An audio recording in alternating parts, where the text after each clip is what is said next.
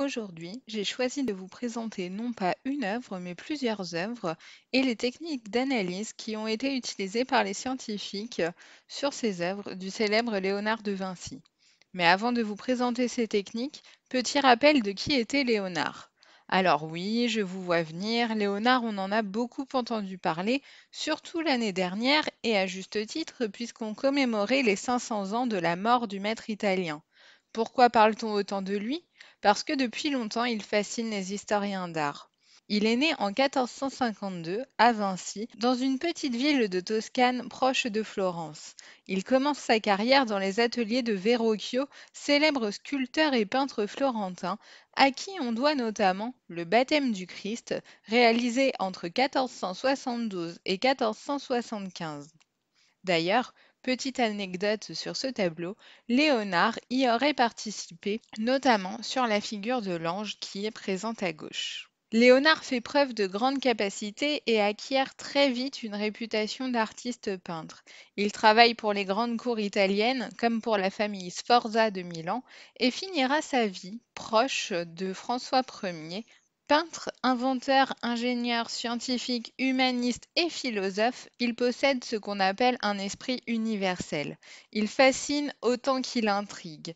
Vu comme un précurseur, son travail, ses expérimentations se basent pourtant sur des travaux initiés par d'autres. C'est le cas notamment de l'homme de Vitruve, qui, comme son nom l'indique, à l'origine a été pensé par Vitruve, l'architecte romain, des siècles auparavant. Quoi qu'il en soit, Léonard de Vinci possède un talent indéniable et ses œuvres sont aujourd'hui célèbres de par le monde et continuent de fasciner les spectateurs. Léonard de Vinci est connu pour sa technique du sfumato, entre autres choses. Le mot sfumato vient de l'italien fumare, qui signifie vaporeux.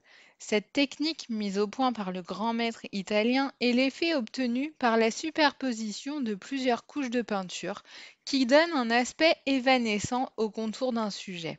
C'est pour étudier cette technique que les chercheurs du CNRS ont passé 7 œuvres de l'artiste au rayon X, parmi lesquelles on retrouve La Belle Ferronnière, Sainte-Anne et la non moins célèbre Joconde.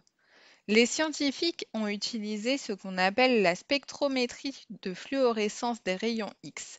Cette technique consiste à éclairer une zone d'une œuvre avec des rayons X, puis à recueillir d'autres rayons X qui sont émis par la matière et qui sont caractéristiques de la zone étudiée.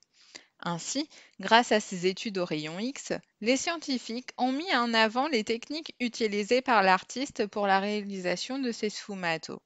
Technique et nature des pigments ou additifs jouaient un rôle essentiel.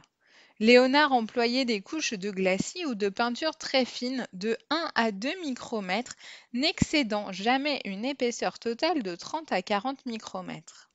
Dans quel but utilise-t-on ces techniques scientifiques? Simplement le fait de découvrir les secrets des toiles? Il s'agit d'aller bien au-delà de ces simples secrets. L'utilisation des techniques scientifiques pour analyser des œuvres d'art permet de mettre en avant tout ce qui n'est pas visible à l'œil nu. Ainsi, on peut voir apparaître sur certaines toiles les dessins préparatoires qui ont été recouverts par des couches picturales. On peut percevoir les hésitations de l'artiste, les modifications qu'il a faites. C'est le cas, notamment, sur la dame à l'hermine, qui a révélé qu'elle ne portait pas toujours l'animal dans ses bras. De même, récemment, la Vierge au Rocher, dans sa version londonienne, a révélé en 2019 la présence d'un dessin préparatoire sous les couches de peinture.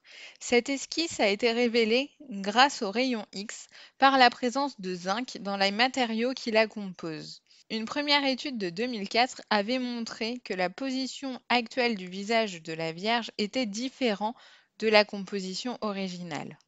Pourquoi je parle de la version londonienne? Eh bien, tout simplement parce qu'il existe deux versions de ce tableau.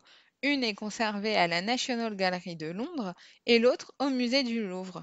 Bien qu'identiques dans leur sujet, on peut percevoir une évolution entre les deux toiles. La plus ancienne, celle du Louvre, avait semble-t-il été refusée par les commanditaires. C'est alors que Léonard avait dû retravailler sur une seconde version, lui ou des élèves de son atelier. On note une évolution entre les deux tableaux dans les postures des personnages.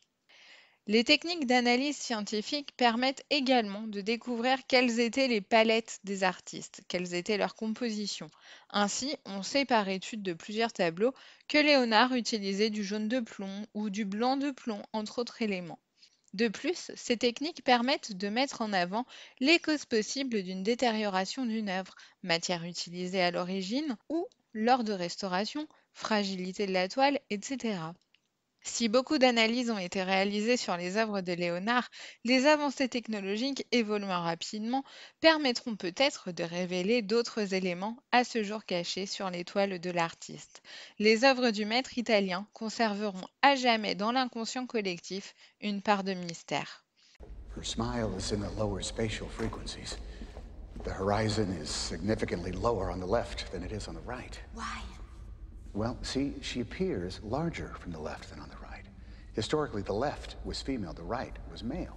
C'est fini pour aujourd'hui, j'espère vous retrouver très vite pour un nouvel épisode de Les sciences et l'art, les sciences dans l'art. À bientôt!